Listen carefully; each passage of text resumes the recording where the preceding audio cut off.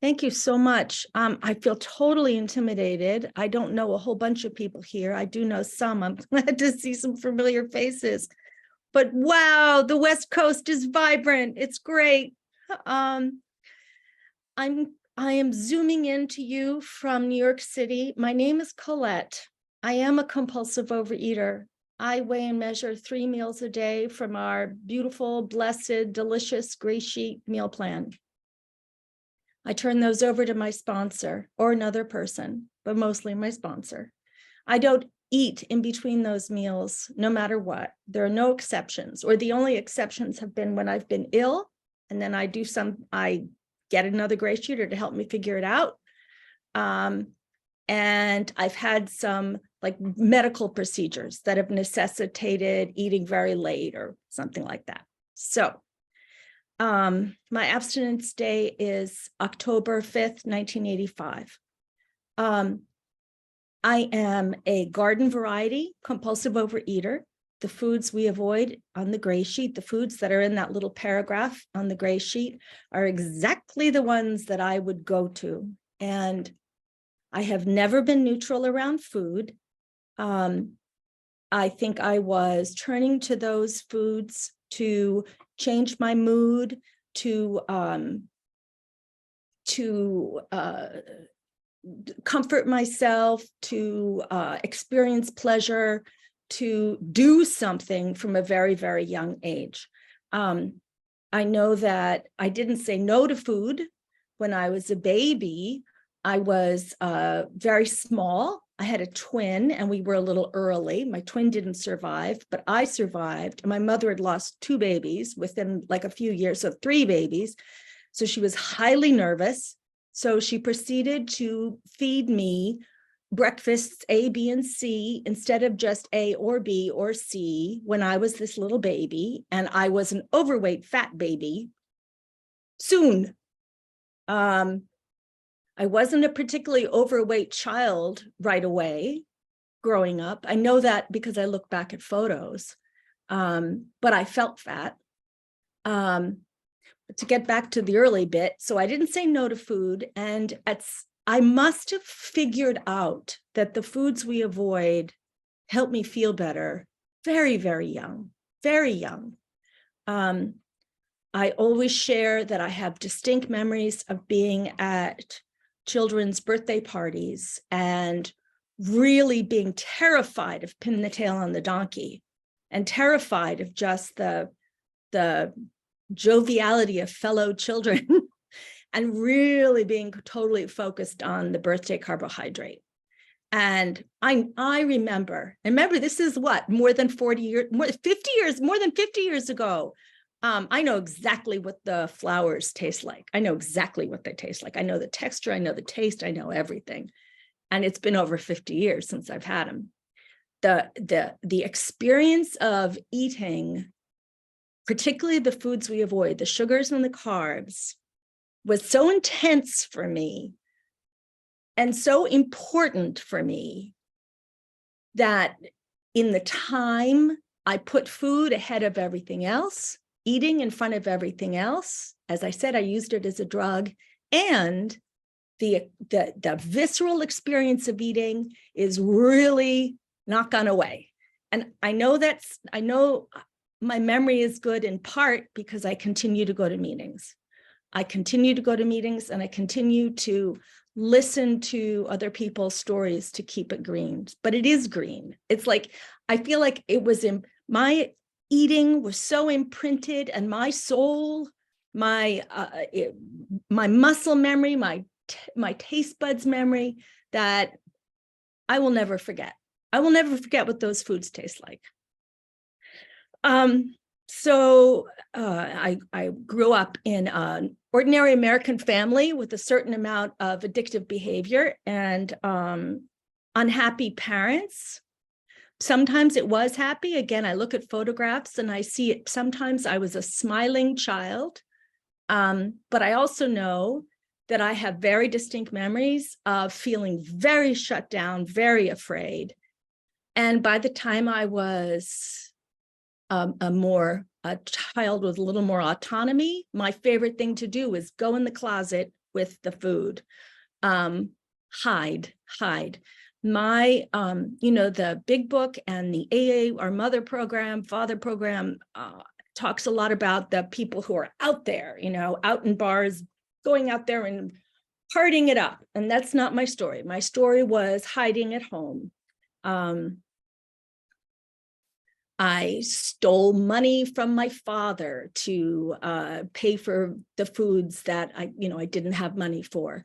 In high school, I was in this good public school in New York City that you have to take a test to get in. And I wasn't going to school. I was pretending to go to school, taking money from my father's desk, going to buy the carbohydrates, and going and sitting in the public library to read Barbara Cartland romance novels and eat the carbohydrates from under the table.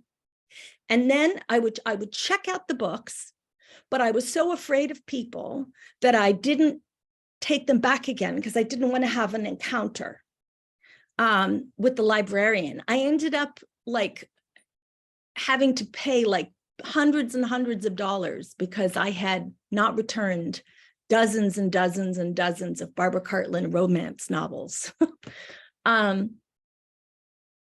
The nature of my disease is fear, self-loathing, fear and loathing and self-loathing. And so my story is that my family had its stuff, and my mother, fortunately for me, got sober in AA and took me to meetings and took me to Al-Anon meetings. And when I was a child, said to me, "You are a compulsive overeater." Didn't prevent anything from developing, but it did get me here, I think, at a younger age.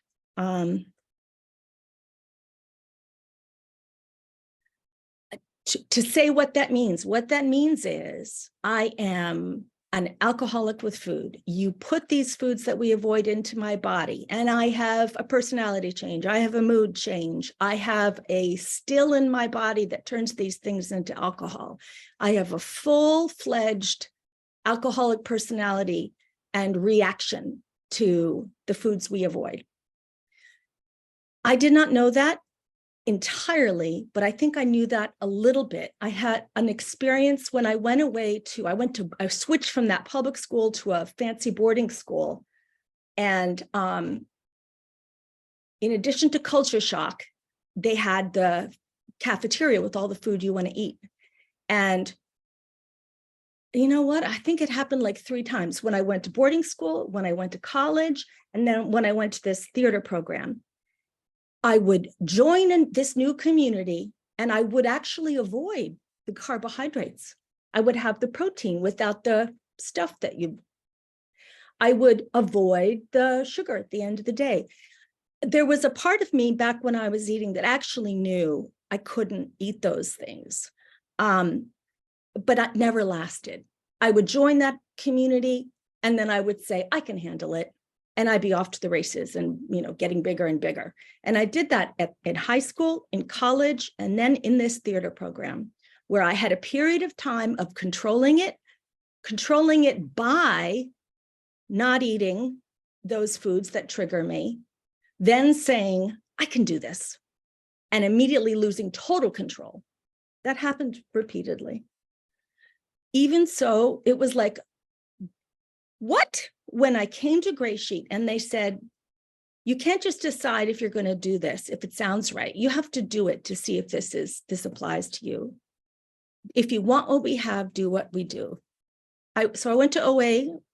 I feel very self-conscious, terribly self-conscious. Again, I don't know a lot of you, so I hope I'm making sense. Well, that's 10 minutes. Okay, so I have 5. Yes. All right, so let me cut to the chase. So I came to regular OA, and I was visiting. By whatever means, I ended up in Cambridge, Massachusetts, and ended up in Grey Sheet. Grey Sheet was mean. Grey Sheet was mean, strict. They didn't care what I thought or felt. They didn't want to know about my stuff. So I did Grey Sheet my way in Cambridge, Massachusetts for several months. One of the hallmarks of that era was that I was angry about this. I was not seeking out the people who seemed to have dignified, happy abstinence. I was seeking out people who found fault with Grey Sheet. I picked up,